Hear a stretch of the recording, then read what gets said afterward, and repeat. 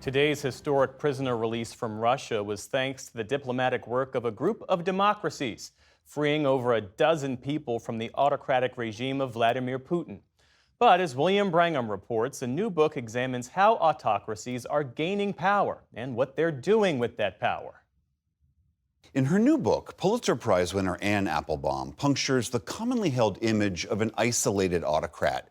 Instead, she documents the often interconnected ways these strong men rise to power, how they bolster each other, and then work in tandem to undermine democracy. The book is called Autocracy, Inc., The Dictators Who Want to Run the World, and Anne Applebaum joins us now. Welcome back to the NewsHour. Thank you. Can we start with the definition? Because people throw out socialist, fascist, communist, often without knowing what those terms really mean. What is an autocrat, and who are the autocrats out there that we would know? An autocrat is someone who seeks to rule with no checks and balances, with no checks on his authority, with no judges, no media, no intermediary figures or institutions, who wants to control everything that happens in the state and to make all of the decisions. And the autocrats who I'm most interested in are the ones who not only want to have that system at home, but who are interested in protecting people who want to create those systems abroad. So the book is mostly about Russia, China, Iran, North Korea, Venezuela, and a host of others, Zimbabwe, Azerbaijan. I mean, there's a list of them.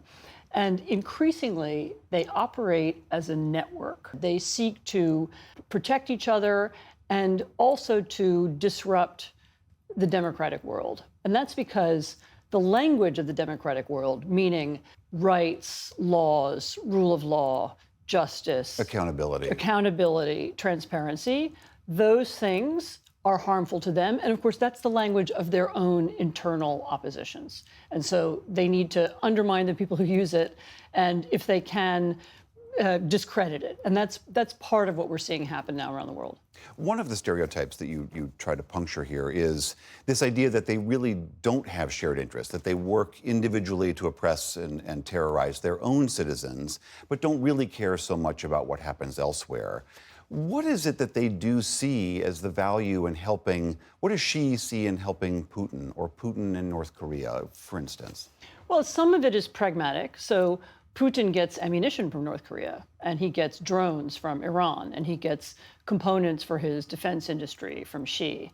And some of it is a little bit more than that. So Xi may have an interest in not seeing Putin fail, because if Putin fails, that speaks badly of autocratic systems. It speaks badly of the kinds of leaders who rule with absolute power, and it might have a negative impact on him. They worry a great deal about the autocratic club and the fate of its members. Your book is dedicated to the optimists out there. And I wonder, when you look at how the West and NATO stood up to Putin's aggression in Ukraine, does that give you a sense of optimism that the forces of democracy can be marshaled against autocracy? It really did. I mean, it was a moment, nobody was really sure what would happen when Russia invaded Ukraine in the full-scale invasion in 2022.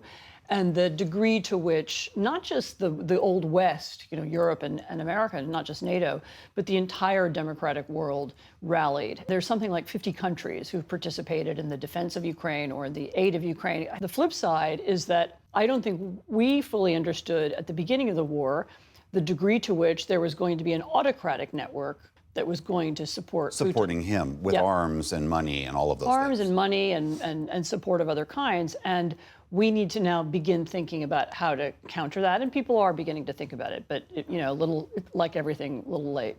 This is not a book about Donald Trump. I mean, he gets a few passing mentions and a good chunk of the last page of your book. But you do write that if he were reelected and uses the tools of executive power against his perceived enemies, that it would, quote, then it would be the blending of the autocratic and democratic worlds will be complete. Do you think that Donald Trump wants to be an autocrat?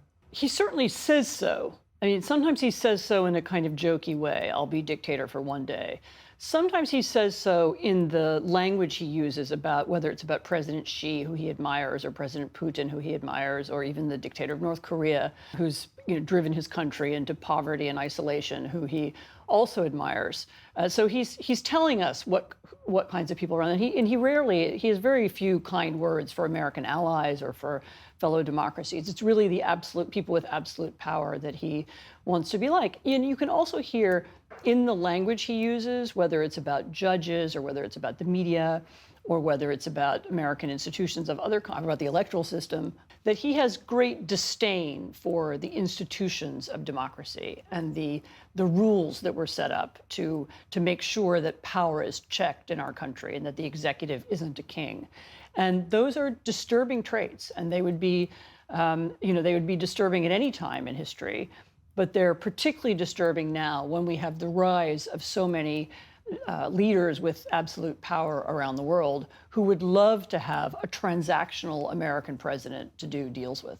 People who live in democracies love to think that when pressed that the system will be robust and stand up to this. I mean, that was what many people thought of happened during the first Trump administration, that the system held. Do you think that that's naive? It can be naive. I mean, there is a pattern, and you can see it with Viktor Orban, for example, of people who lose elections, people like Donald Trump who believe they are owed power or they deserve power, who lose elections and who come back in a second term and say, right, this time I'm not going to make that mistake again, and who then change their electoral system, or in Orban's case, change the Constitution, change the judicial system in order to make sure that they never lose.